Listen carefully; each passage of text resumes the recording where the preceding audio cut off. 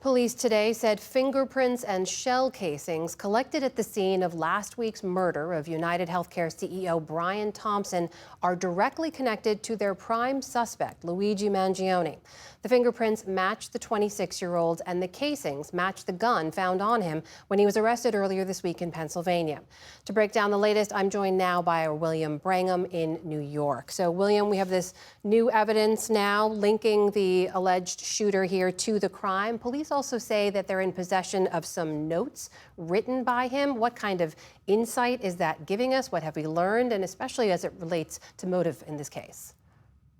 That's right, Amna. Police have at least two different pieces of writing from this suspect. One is a notebook that is allegedly full of planning details, and the other is what people have been calling his manifesto. It's a 260-word handwritten document where reportedly he takes credit and claims responsibility for this killing.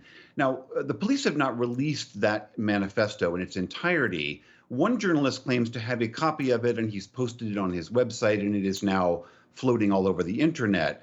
But what we know from the police sources, details of that, is that the suspect describes the killing as a, quote, symbolic takedown, and generally expresses his now well-documented fury and anger at the healthcare industry in general. And that is what has been, as we've reported, resonated with so many people who seem willing to look past the grisly murder and still side with him in their complaints as far as health insurance is run in this country.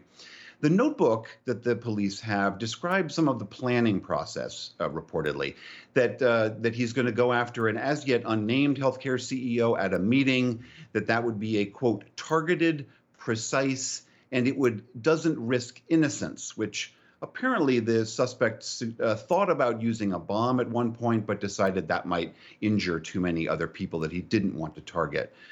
But for right now, the suspect is still in custody in Pennsylvania. He's fighting extradition, where he would come to New York City to face that serious murder charge.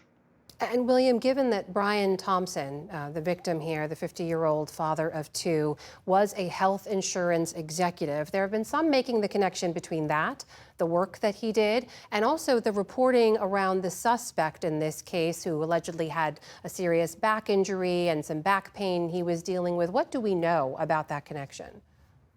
That's right. For a long period of time, the suspect wrote on the website Reddit about his back problems, how it started in his 20s, how he suffered an injury surfing in Hawaii that made it worse, how he had spinal surgery to try to address it. All those writings have been taken down, but journalists have read some archived versions of them.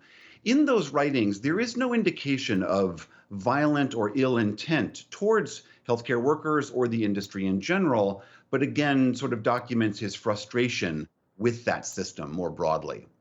There's another reported detail in the suspect's case here, William. That is that he once reportedly expressed admiration for Ted Kaczynski, the man known as the Unabomber. What should we know about that?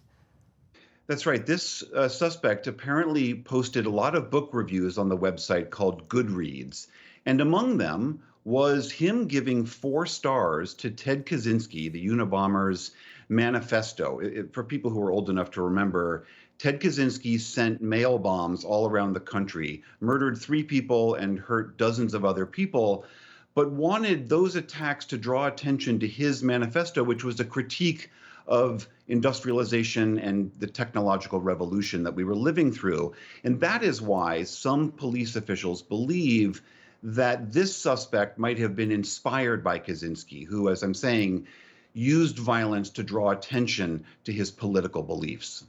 All right, that is William Brangham with the latest on the killing of that United Healthcare CEO. William, thank you. Thanks, Amna.